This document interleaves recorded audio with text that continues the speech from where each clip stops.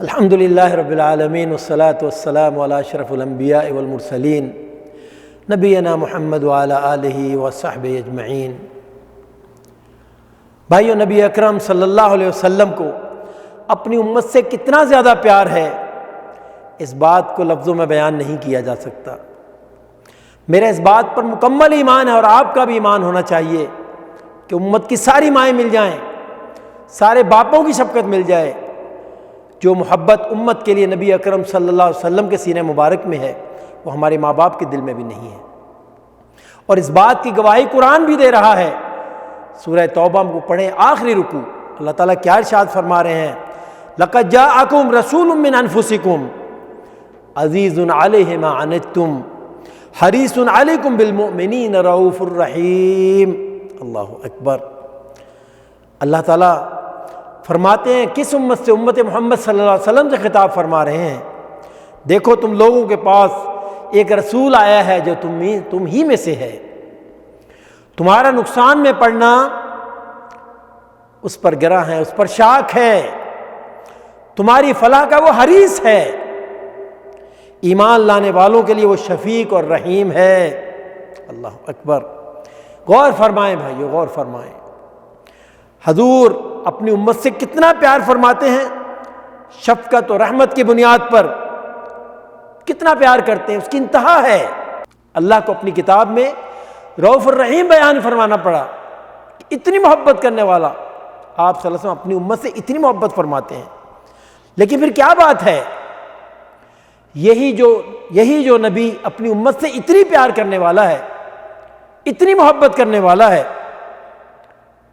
اپنی امت کے کچھ لوگوں پہ انتہائی غضبناک کیوں ہے؟ یقیناً کوئی ایسی بات تو ہے جو انتہائی اہم اور ضروری ہے، کوئی ایسی بات تو ہے جو اس نبی کو انتہائی ناگوار ہے کہ جس کی وجہ سے اپنے امتیوں پر غضبناک ہیں۔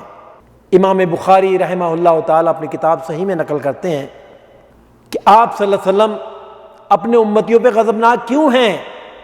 حضرت ابو ہریرہ رضی اللہ تعالیٰ عنہ اس حدیث کے راوی ہیں کہ نبی اکرم صلی اللہ علیہ وسلم نے ارشاد فرمایا، والذی نفسی بیدہ، قسم ہے اس ذات کی جس کے قبضہ قدرت میں میری جان ہے۔ اللہ اکبر۔ غور فرمائیے، آپ صلی اللہ علیہ وسلم بات بیان کرنے سے پہلے قسم کھا رہے ہیں، اور اگر آپ قسم نہ بھی کھائیں تو آپ کی بات میں کوئی شک و شبہ نہیں، تو قسم کیوں کھا رہے ہیں؟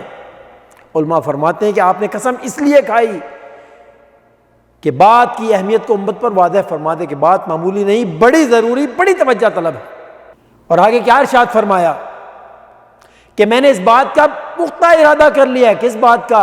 کہ لوگوں سے کہوں وہ لکڑیاں اکٹھی کریں، اور پھر ایک شخص سے کہوں اذان دے، اور پھر میں دیکھوں کہ وہ کون کون سے لوگ ہیں جو اذان کی آواز سن کے مسجد کی طرف نماز با جماعت ادا کرنے نہیں آتے، اور پھر میں ان لکڑیوں سے ان کے گھروں کو جلا دوں گا جس میں وہ بیٹھے ہوئے ہیں۔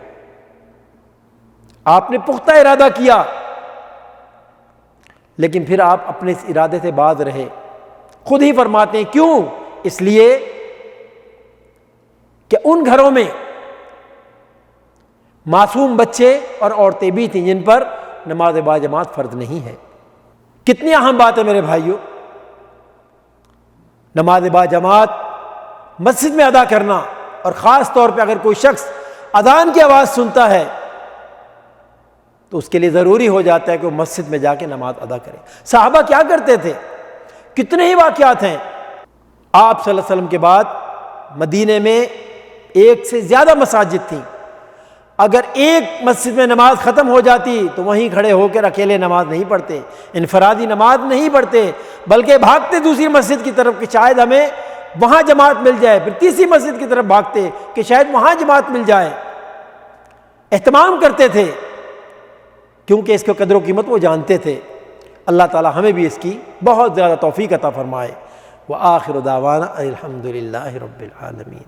اللہم صلی علی سیدنا محمد وعلی آلہ